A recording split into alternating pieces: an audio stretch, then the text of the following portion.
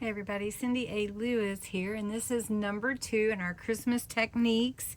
And I'm going to give you a simple Christmas layering formula. And this is similar to my simple cluster formula, yet it's got the twist for Christmas. So this little jewel here I made with a few scraps and some embellishments and just a few minutes, and it just looks so beautiful.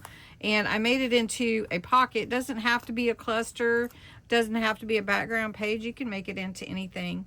One of the things that you want to point out in your journaling when you're creating is varying the sizes. They don't all have to be the same exact size. So what we're working with is a base. So you want to start with a base, whether it's a paper scrap, book page, any kind of foundation.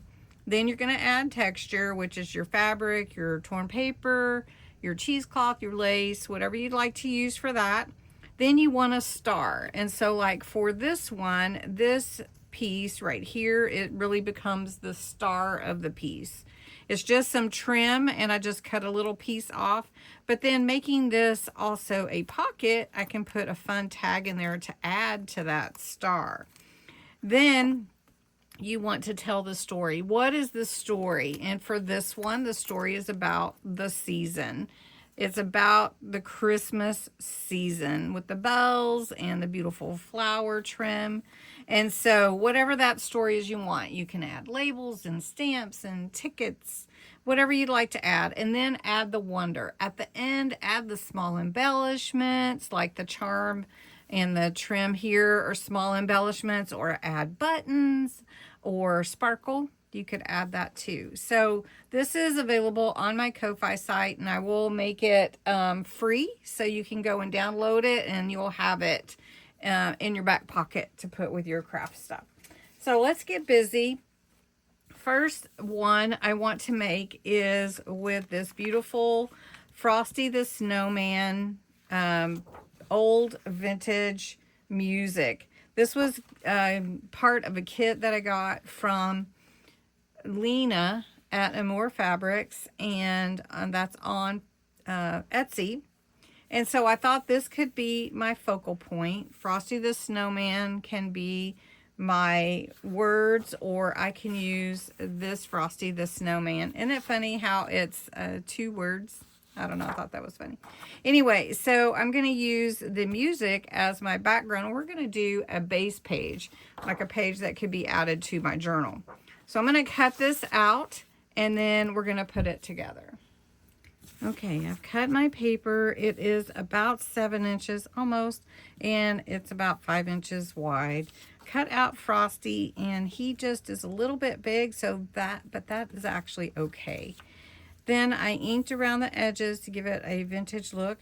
I've cut out some cheesecloth.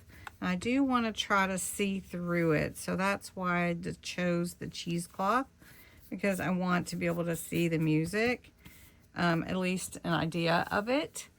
And then here's Frosty, and we're going to bring Frosty down towards the bottom a little bit, and he is a varied size. He's not the exact like square upon square upon square.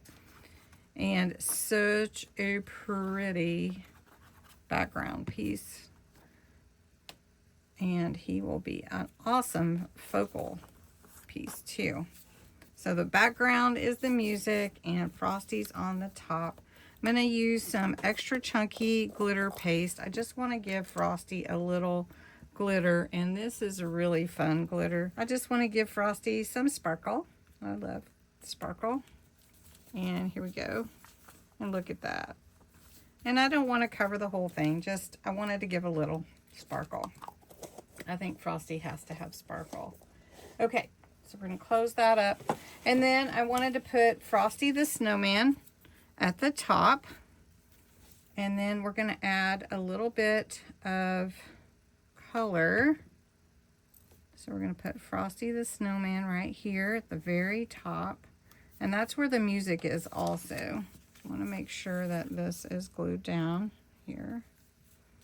Oh, look at him. He looks so cute. Okay, let's get some ribbon and put on here. All right, so I added the eyelash ribbon lace, eyelash lace, and a button down here at the bottom, and then some ribbon on a paper clip with a little charm, just to accent the creation. It's a fun creation. And so two totally different aspects.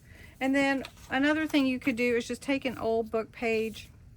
You could cut it down, or you could use a card, like this cute card, and you could just add to everything. I mean, there's so many things that you can actually do to create your cluster. Say you wanted to start with a card. Just say we're starting with this card. And then we wanted to add something for the texture. And we could take a little bit of cheesecloth. Let's just do this one on the fly, because I had planned on this being something different. All right, and so then we're just gonna add that there. Then we need to add a little something to be our focal point.